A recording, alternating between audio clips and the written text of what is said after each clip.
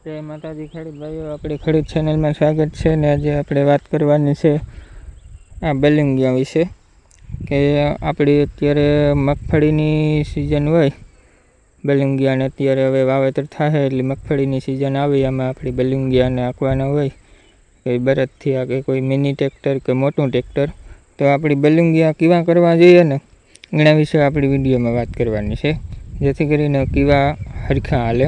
અમારે ઘણી અલગ અલગ બનાવટ હોય બલિંગિયાની. તો આ પહેલાં હું તમને બતાવે આ બલિંગિયા.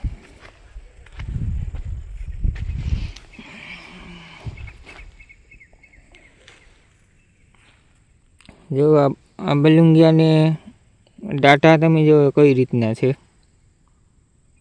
બરાબર. નેત અહીં ગોલાઈવાળા કે નેત સીધા, અહીંથી અહીં ડાયરેક્ટ અહીં જાય ને પાછા અહીં જાય. એટલે આ જે દાઢામાં આંકવાની મજા આવે ને એવા એકય દાઢામાં આંકવાની નથી મજા આવતી બલિંગિયા. ખાસ કરીને અમારે મોટા ટ્રેક્ટરની રાપ આવે ને, જોટો રાપ કે એ પણ આવા દાઢાની જ છે, આ રીતના બનાવટની. તો આમાં જે ફાયદો કાંઈ થાય કે આ જે વસ્તુ આ થાય ને એનો મોટો ફાયદો છે. એટલે બલિંગ હરખું હેવી હાલે અને બે હે એવું આપણે જરાય ખબર જ ન પડે ટ્રેક્ટરની. એ થાય કે હાવ ઠાલ્યું જાય, પકડે નહીં ને એટલે આંકવાની મજા આવે. એનું કારણ છે કે જો બલિંગ પકડે તો ટ્રેક્ટર ત્રાહા બાંગુ ફેંકવાની શક્યતા રહે, એટલે આંકવાની હરખી મજા ન આવે. એટલે ખાસ કરીને આ રીતના બલિંગિયા હોય તો આંકવાની મજા આવે. તમે એક ફરે અનુભવ કરજો, જેણે નવા કરવાના હોય બલિંગિયા ડાટા અને બધું, તો આ રીતના બનાવટ કરજો.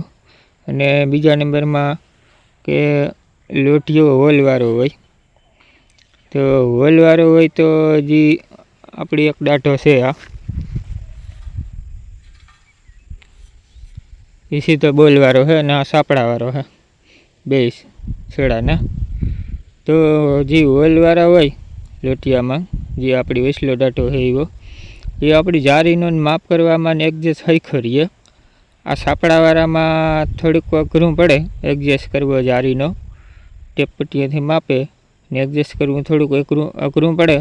પણ આ સાપડાવાળામાં ફાયદો છે બીજો એક, કે જો અત્યારે હું આમાં ટ્રેક્ટર આંકા તો આ પારીવાળું છે,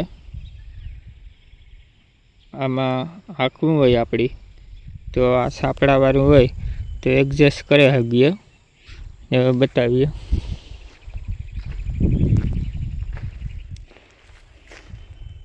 આ પારીવાળું છે, આ પારીવાળું છે. તો આપણે કદાચ આ બલિંગિયા ઉષા હેઠું કરવું હોય તો થઈ આગે. ઓલું અહીં ત્રાહો લોટીઓ રહીએ આ પારી ઉપર વ્હીલ આવે એટલી, તો આપણે ઓલું વધારે બલિંગિયું બેસે, બરાબર.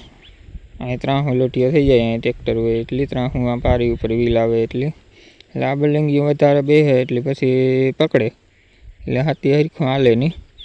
તો ખાસ કરીને આણી પછી આપણે થોડુંક અધર લઈ લઈએ સાપડાવાળું હોય તો આ ઓછું બેસે. એવી રીતના હેઠાવીસો ફેરફાર થાય. આપણે આ સાપડાવાળા હોય ને તો આ પારીઓની જે હોય ને આંકવાનું એમાં મજા આવે, એમાં એડજસ્ટ થઈ જાય હરખો. તો આમાં ખાલી માપવાનું જરાક મહેનત પડે, જારીનો પરફેક્ટ માપ કરવામાં. અને ઓલા ઓલવાળા હોય તો કંઈ વાંધો ન આવે જારીનું કંઈ, આપણે ઓલ યાદ હોય કે આ 4 કે 5 ઓલી આવે એટલી એમાં ફિટ કરી દેતા હોય. પણ આમાં એક આ ફાયદો છે સાપડાવાળામાં. અને ડાટા મેન આ રીતના ગોલાઈવાળા હોય તો બહુ સારો ફાયદો થાય. અને બાકી તો પછી આપણી હાંકવા ઉપર આધાર હોય. એનું કારણ હોય કે આપણી પાછું બીજું આ જે બાવડાનું ને હાંકરુંનું સેટિંગ હોય એ પણ પરફેક્ટ જોઈએ.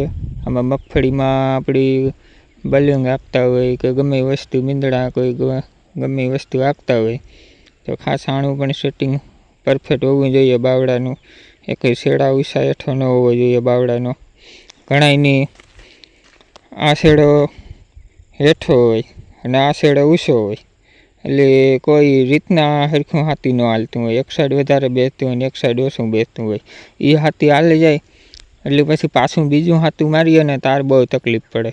તાર કદાચ બાવડાનું સેટિંગ સરખું હોય ને તો પણ હાથી એક બાજુ ખેંચી લેતું હોય, કેમ કે પહેલું હાથી એ રીતના હાલ્યું હોય. એટલે ખાસ મેન એ વસ્તુનું સેટિંગ કરવું પડે. પછી જે આ હાકરું આવે, ઘણાના ટ્રેક્ટરમાં પણ ન હોય હાકરું, બે બાજુ એડજસ્ટ કરવાનું અને હાથીની અહીં સાલનું, તો ટ્રેક્ટર સીધું હાલે તો હાથી સીધું હાલે. જો એ હાકરું ઢીલિયું કે હોય વધારે અને હાકરું ન હોય તો ટ્રેક્ટર તમારું સીધું હાલતું હોય, પણ ગમે એક સાઈડનું બલૂન બેસી જાય તો હાથી છે એ આમ દ્રાહ બાંગું થતું જતું હોય. આપણી ટ્રેક્ટર સીધું હાલતું હોય પણ હાથી એના રીતના હાલતું હોય. એટલે મગફળી પછી આમાં મગફળી બલૂનમાં આવી જાય પડાઈ જતી હોય. એટલે આ રીતના આપણી આ વિડીયોમાં જણાવવાનું હતું. આવી રીતના ઘણી બધી નાની નાની વસ્તુ છે જાણવા જેવી, કે જે આપણી પરફેક્ટ સેટિંગ હોય તો હાથી હાંકવાની મજા આવે અને નેદવું પણ ન પડે. આપણી હાવ મૂરમાં ગાળો લેવાતો જાય જો પરફેક્ટ બધી સેટિંગ હોય સરખું. તો ખાસ ખેડૂત ભાઈઓ કે આપણી આ રીતના ડાટાની એક ફરે ટ્રાય કરજો નવા બનાવવા હોય તો, બહુ જોરદાર હાલે. બીજા નંબરમાં તમારા બાવડાનું બધું સેટિંગ સરખું હોવું જોઈએ તો જોરદાર હાલ્યા. તો આપણી આ વિડીયોમાં આટલી જ માહિતી.